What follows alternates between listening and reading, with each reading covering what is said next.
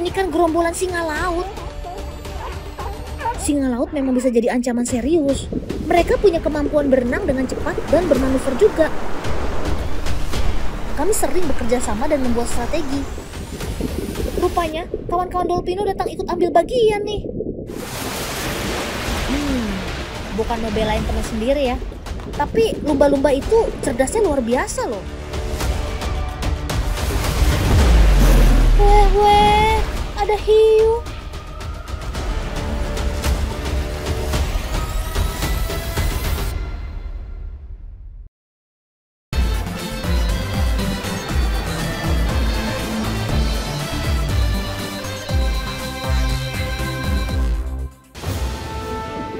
Wah, banyak bener ya ikannya. Sekilas dari jauh, mereka terlihat seperti tornado di dalam laut. Ini dia yang namanya schoolfish, alias ikan gerombol, teman. Kebetulan yang sekarang lagi bergerombol ini adalah ikan sarden. Mereka memang selalu berenang sebagai KB, alias kelompok besar. Maklum aja, seekor induk sarden mampu bertelur 10.000 hingga 40.000 telur dalam satu musim. Weh. Untung kalau ikan gak perlu ngasih nama satu-satu ya sob. Nah, kalau ketemu sama mereka kayak gini, jangan berani-berani ngitung ya. Pasti pusing deh. Tapi kok sepertinya kalian berenangnya panik gitu sih?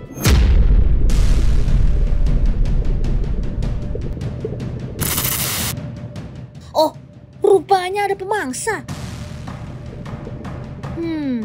Ini kan gerombolan singa laut. Seekor singa laut butuh makan 3 hingga 5 ekor ikan dalam sehari. Pantas aja, dari asik-asik berjemur, tiba-tiba ikutan datang. Singa laut memang bisa jadi ancaman serius.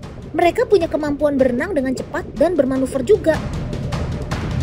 Tapi tenang aja, si kawanan sarden ini udah biasa kok menghadapi serangan pemangsa tangguh. Sejak kecil mereka sudah jadi hewan komunal, artinya hidup berkelompok. Mereka selalu berenang bersama-sama untuk menghindari pemangsa dan juga mencari makan. Dengan berenang schooling atau bergerombol begini, ikan sarden akan mengecoh musuh karena gerombolan ini terlihat seperti ikan besar. Musuh juga akan bingung karena banyaknya objek yang bergerak. Sensor penglihatan musuh pun bakal kacau. Dan akhirnya, sang pemangsa akan sulit memilih satu ikan dari sekian ribu ikan yang bergerak bersama-sama seperti ini. Pintar juga kamu sob. Kermaks.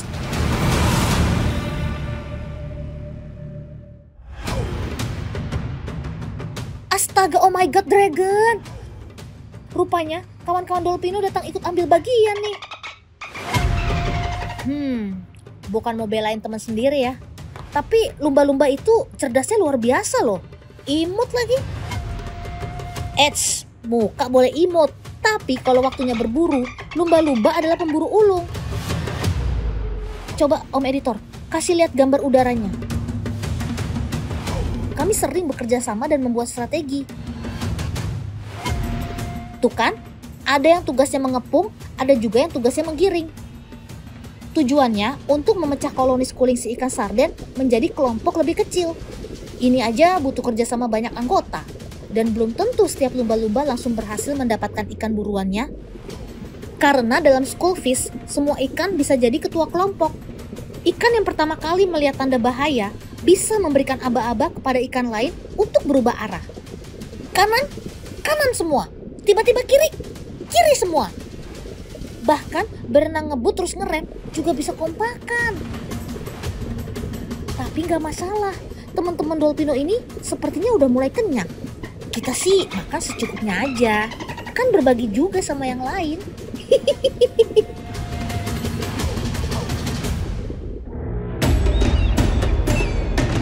Wah, kayaknya ada tamu baru datang ikutan pesta makan nih. Tapi kali ini serangannya datang dari udara, teman. Yuk, kenalin nih si burung-burung pemangsa ikan. Ada burung pelikan dan juga burung camar. Weh. Rame banget ternyata pada terbang di udara sambil mantau. Kalau sasaran sudah terkunci, lalu hiat, meluncur langsung masuk ke air. Uniknya, paruh mereka memang didesain untuk melesat masuk ke air seperti peluru. Jadi kecepatan meluncur dari udara hingga di dalam air tidak berkurang, teman. Weh, sekarang kalian mau lari kemana, sob? Serangan tambah lagi dari udara. Ya udah, coba melarikan diri ke laut yang lebih dalam. Sebagai ikan pelagis, sarden memang terbiasa hidup di kedalaman 10 hingga 100 meter.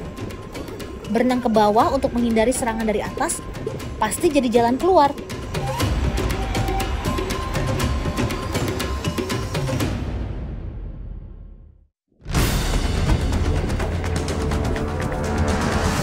Wait, jangan senang dulu.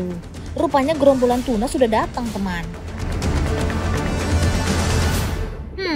Kalau begini, makin terjepit deh kalian.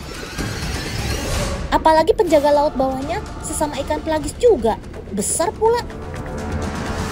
Weh, kalian lapar berat nih kayaknya. Tuna termasuk pemangsa handal. Dengan bentuk tubuhnya yang mirip torpedo, tuna mampu berenang hingga kecepatannya 77 km per jam.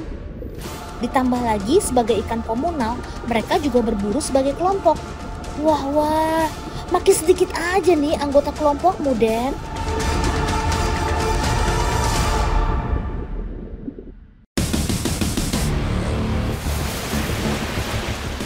Weh, ada hiu. Tapi sepertinya kamu kalem-kalem aja, Sob. Kamu kok nggak beringas kayak si tuna? Jadi begini, teman. Hiu memang pernah handal, tapi kecepatannya tidak mampu mengimbangi ikan kecil seperti sarden yang ahli bermanuver. Makanya si hiu cenderung akan memangsa ikan yang sakit atau terluka saja. Iya, hitung-hitung yang penting udah datang ikut acara, kayak di kondangan.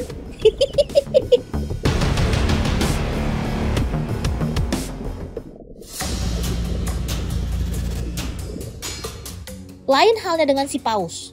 Nah, kalau paus memang membutuhkan banyak makanan. Salah satu sumber makanannya apalagi kalau bukan ikan gerombol seperti sarden ini. Dalam sehari, paus membutuhkan 16 ton ikan. Weh, itu sih sama kayak berat bus wisata, Sob. Rupanya banyak banget ya hewan yang menjadikan ikan gerombol sebagai makanannya. Tapi rupanya mereka semua bukanlah pemangsa puncak rantai makanan, teman. Yang menduduki peringkat teratas rupanya adalah manusia. Iya, nggak heran sih. Coba, siapa yang suka makan ikan sarden atau ikan teri? Ngaku.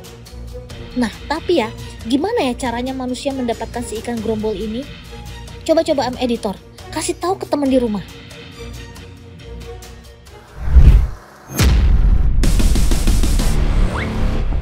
Loh. Hei, tolong, ada orang itu jatuh ke laut.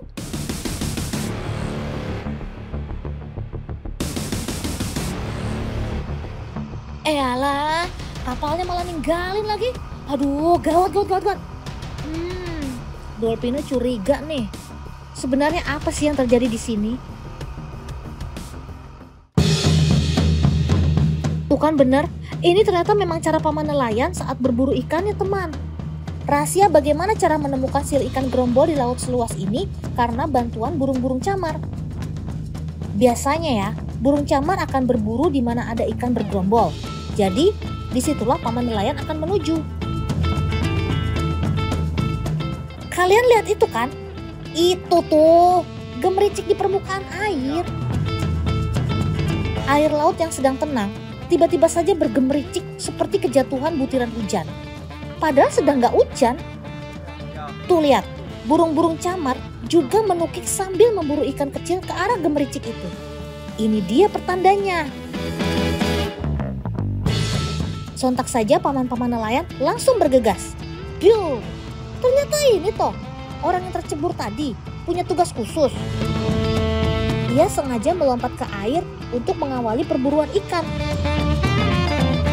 Ia bertanggung jawab sebagai orang yang pertama menurunkan pemberat jaring pukat. Kemudian ia pun bertugas untuk menjaga bagian sisi ujung dari jaring yang dibentangkan agar tetap pada tempatnya. Kalau sudah seperti ini, kapal nelayan harus bergerak kilat melingkar mengelilingi ikan-ikan ini. Jaring nantinya akan mengepung kawanan ikan. Kalau soal ini, Paman Juru Kemudi pasti sudah piawai sekali.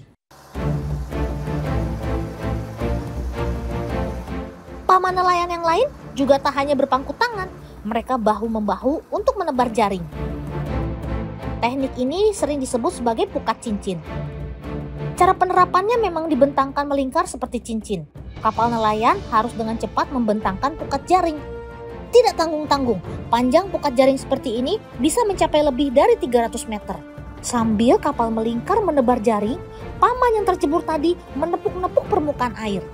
Bukan karena kurang kerjaan atau panik ya, ini dilakukan untuk menjaga agar ikan tidak keluar dari lingkar jaring pukat. Paman ini berusaha menjaga arah gerak gerombolan ikan ini agar tetap berada pada jangkauan lingkar jaring. Nah, sudah terkepung sekarang. 1, 2, 3. 1, 2, 3. Beginilah kekompakan para nelayan. Saat dibutuhkan, mereka bahu-membahu dalam bekerja. Tak ada istilah bersantai, setiap orang tahu tugas dan perannya. Hebat, semuanya satu-satu gitu deh. Paman-paman ini tidak sembarangan menarik tambang dan jaring ya. Mereka harus bergerak cepat untuk menguruk ikan. Ruang gerak ikan makin dipersempit. Pekerjaan ini jangan dikira ringan ya. Kalau tidak biasa, tentu nafas bisa ngos-ngosan dan otot tangannya pegal. Untuk pekerjaan yang berat seperti menarik tali tambang besar ini, paman nelayan menggunakan mesin penggulung tali seperti ini. Lumayan untuk menghemat tenaga dan waktu. Jaring pukat mulai menyempit dan itu dia ikannya. Nah, kalau sudah terjaring semua, tinggal angkat. Semangat paman nelayan!